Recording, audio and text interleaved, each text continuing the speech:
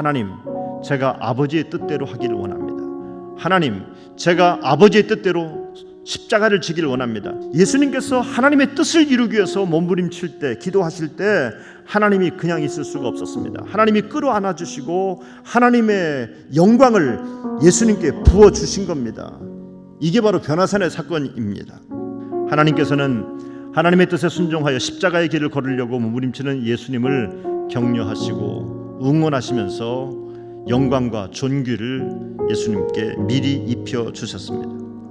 이때 제자들에게 놀라운 사건이 벌어지게 되는데 4절에 보니까 이에 엘리야가 모세와 함께 그들에게 나타나가 예수와 더불어 말하거늘 이라고 말합니다.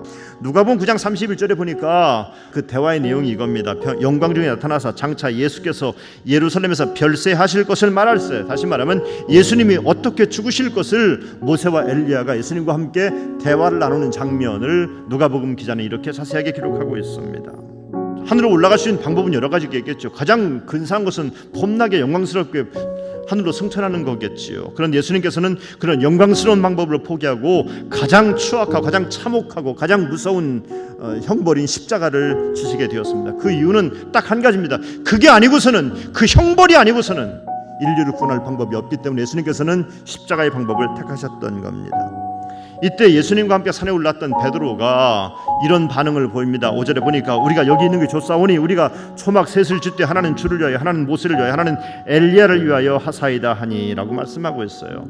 베드로는 영광이 너무나 좋았던 거예요.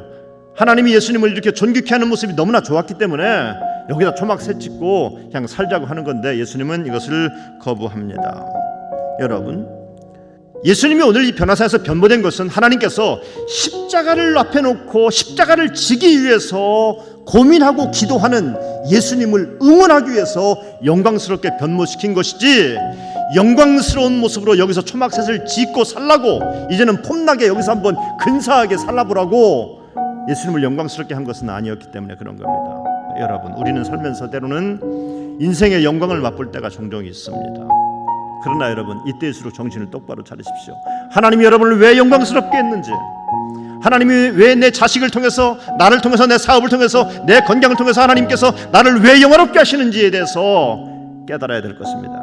그것은 사명 때문입니다. 오늘 예수님께서 이렇게 영광스럽게 변화되신 것은 사명 때문입니다. 십자가 때문에 하나님께서 십자가를 더 잘 지기 위해서 하나님이 예수님을 격려하시고 응원하기 위해서 예수님을 영광스럽게 하신 거지, 여기다가 영광스러운 집을 짓고 잘 먹고 잘 살라고 예수님을 영광스럽게 만든 것은 결코 아니라고 하는 말씀입니다.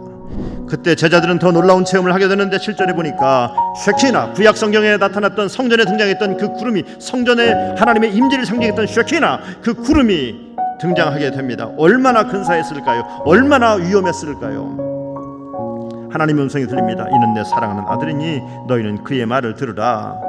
지금 너희 앞에 있는 이 사람은 내 아들이니 말을 들으라. 그 사람의 말을 들으라는 얘기입니다. 여러분, 우리가 이 땅에 살면서 하나님의 뜻대로 살겠습니다. 여러 가지 기도도 하고 다짐도 해봅니다. 그런데 이 다짐을 위해서 여러분에게 모세가 필요한 것이 아닙니다. 엘리야가 필요한 것이 아닙니다. 예수님의 말씀이 필요한 줄로 믿습니다. 오직 예수님의 말씀을 들으면 되는 겁니다. 말씀으로는 충분합니다. 말씀으로 이미 족합니다. 8절에 보니까 문득 둘러보니 아무도 보이지 아니하고 오직 예수와 자기들 뿐이었더라. 아무도 안 보여요. 모세도 사라졌어요. 왜? 필요 없으니까 사라진 겁니다. 엘리야도 사라졌어요. 왜? 필요 없으니까 사라진 겁니다. 구름도 사라졌어요. 왜? 예수님께서 이미 하나님이시기 때문에 하나님의 임재를 상징하는 구름도 필요 없던 겁니다. 예수님의 말씀으로 충분했기 때문에 그런 겁니다.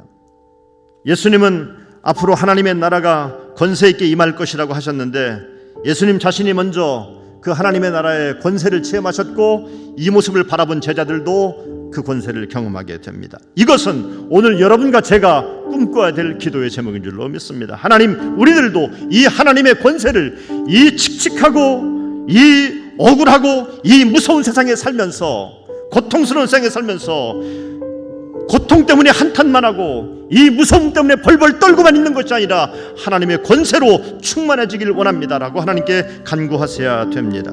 예수님은 산에 내려오시면서 제자들에게 경고합니다. 아무데도 얘기하지 말아라.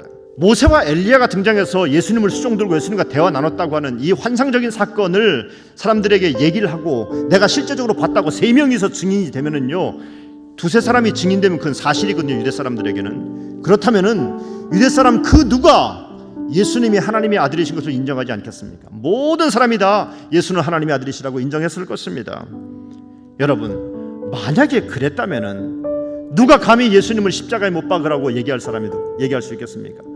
다른 말로 말하면 이 영광스러운 사건이 예수님의 십자가를 지기 위한 격려요, 응원이었는데 이걸 떠들고 나면은, 이 영광을 잘못 관리하면은 예수님의 십자가를 위한 디딤돌이 아니라 거침돌이 될 수가 있는 거예요. 그래서 예수님은 이 영광의 체험이 십자가를 우선하지 못하도록 어디에다가 얘기하는 것을 철저하게 금하셨던 겁니다.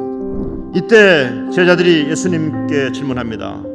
예수님, 엘리야가 먼저 와야 된다는데요. 성경 말씀에는 엘리야가 먼저 온다 그랬는데 왜 예수님께서 먼저 회복시키면 안 되는 거 아니에요? 엘리야가 왜 안 왔지요? 예수님은 이들에게 엘리야가 이미 왔다, 그리고 십자가의 죽음으로 주님의 나라가 회복된다라고 말씀합니다. 이미 왔다는 말은 세례 요한을 가리키는 겁니다. 엘리야와 같은 뜨거운 심령으로 죽어가는 심령들을 위해서 간구했던 사람, 그 백성을 주께로 인도하려고 불덩이처럼 역사했던 사람, 이게 세례 요한이었습니다. 주께서 여러분과 저를 위해서 위대한 신앙의 사도들, 하나님의 성령에 충만해서 하늘의 권세를 받고 하나님의 기쁨을 충만히 받고 복음을 전했던 신앙의 사도들을 통해서 여러분과 저에게 복음을 허락해 주셨습니다. 전달받게 하셨습니다. 이제 그 복음을 들은 우리들도 그 사도들처럼 하나님의 성령으로 충만해져서 우리들도 이 시대의 마지막 엘리야와 같은 사명을 감당해야 될 것입니다. 교회 다니는 걸로, 등록인 걸로, 오늘 주일날 예배드린 걸로 내 사명을 다했다 생각하지 마십시오. 여러분의 남은 시간을 성령 충만한 제2, 제3의 엘리야로 살아가기를 주님의 이름으로 축원합니다. 기도하겠습니다.